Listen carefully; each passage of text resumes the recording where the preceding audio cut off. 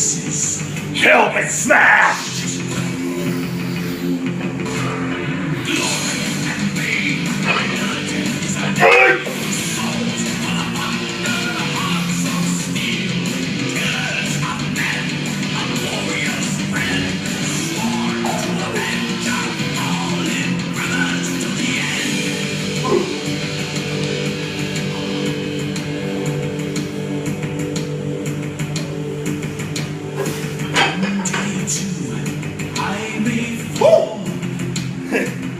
I'll take one.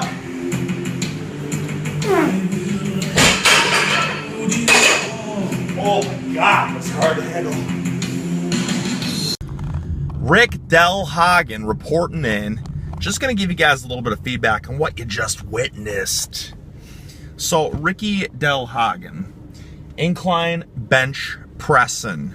Now I know what some of you think, how can you even call that an incline? It's not at a 97-degree incline. It's not. It's a very low incline. In fact, that's the lowest incline that I've ever used. And I know this for certain because the typical incline that I use is probably 30 degrees, right? That's a pretty low one. But I Jimmy rigged it so that it was probably at 15-degree incline. And mainly because, here's the deal, squad, you got to switch it up, otherwise you get injuries from overuse. When you're doing something like Rico Del Hagen does, and that's hitting this almost the exact same exercise every single day with max intensity every single day, you got to find little factors to change it up. So for me, for instance, I was doing a barbell, right? I did a barbell. What did I change up? Oh yeah, I started off with doing barbell with a wide grip, and then I narrowed my grip a tad bit. And then at Juji's, I used that bench block, and then I went to dumbbells, and the dumbbells felt really good. So I did that same thing today, but I don't have cool gym commercial grade dumbbells. I have those adjustable dumbbells, and that's the thing that was killing me. So I had a nice low incline. The only thing that I'm gonna do differently, and this is the reason I only got one rep, because at the gym in North Carolina, I did 140s for 7. So there's no reason I should only get 150 for 1. It's because the adjustable dumbbells are incredibly bulky and cumbersome, and they're just, the handles spin and rotate, whereas fixed dumbbells don't do that. I had to put fat grips on the handles just so I could get a better hold of them as well, because they're super thin, they're cheap, they're from like, I don't know, Sports Authority or something. Cheapest things that you can get. But they get the job done. Now, when people do dumbbell pressing, they typically rest the dumbbells on their knees, right? And they kick them up into position.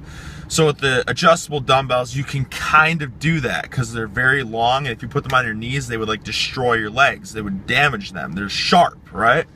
So I just got to find a way where I can comfortably rest them on my knees. I'll probably have to put little small plates so that the bigger plates can go out and be more and rest more comfortably on me. I don't know. It's going to be trial and error, but all I do know is that dumbbell pressing feels really good with the proper equipment. So I'll continue doing the pressing. If the dumbbells get to the point where it's too bulky, too cumbersome, and I can't throw that around, maybe I'll switch to a football bar.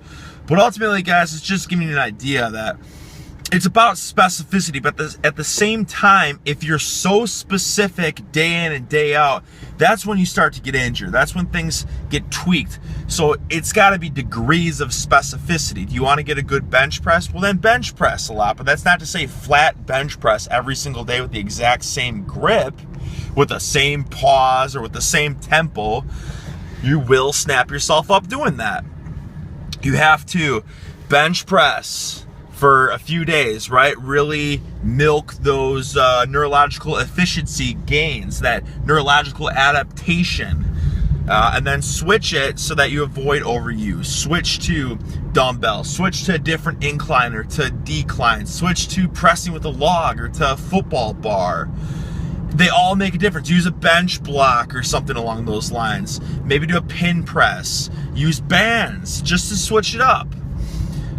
With that being said, you got to be careful when it comes to things like bench blocks and bands, because at the same point, it's fun. It is fun to move more weight. Everybody wants to move more weight. But then there comes that point where, well, why necessarily aren't you locking out reps? Are you not locking out reps?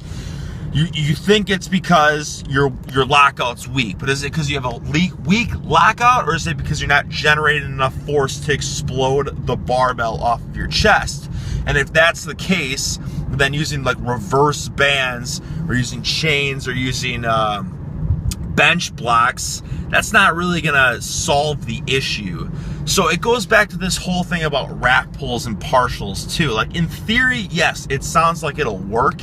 Like, well, if I really overload the top portion of the movement, just imagine how light the weight's gonna feel, and I should never fail a lockout, which we all know by now because this has been beaten to death that it won't. What's gonna help improve your lockout probably is faster, stronger leg drive off the floor, and you'll have a smoother lockout from there. And it's the same thing with bench press, right? What's going to help your lockout is a more explosive press off of the chest. So you got to be careful when it comes to things like that. So when I say using bands, or when I say using a bench block or anything, it's mainly for the purpose of still being relatively specific, but giving your muscles, your tendons, just giving them some variety so that it's not the exact same movement pattern that's being beaten to death. So that when you do tend to feel better, you feel fresher, you can go back to that particular specific movement. Now, I know I'm rambling here, guys, but I just want to give you my thoughts about why I did this bench, why it looked this way. Eric, I thought you were going to stick to bench press and you're going to plan on getting a 405-pound incline or a 500-pound flat bench. Those are the bigger picture goals, absolutely.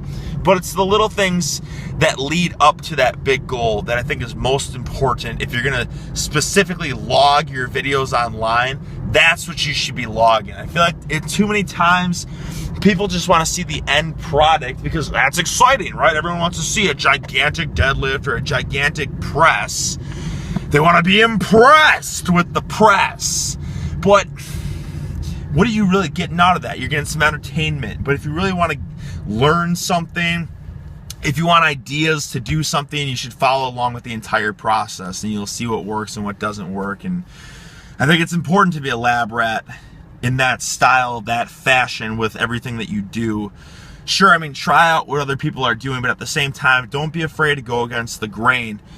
I never started doing this specificity because of Bulgarian training in the first place, right? It was just an idea that was sparked through Greasing the Groove, through Pavel's book, Power to the People, about pull-ups, right? And I figured, well, why don't I just try it with everything else? And I found that it's the quickest way to get stronger with everything else. Little neurological efficiency gains, adaptation. So anyways, I'm going to end this rant, end this rambling, and I'll report back to you guys tomorrow.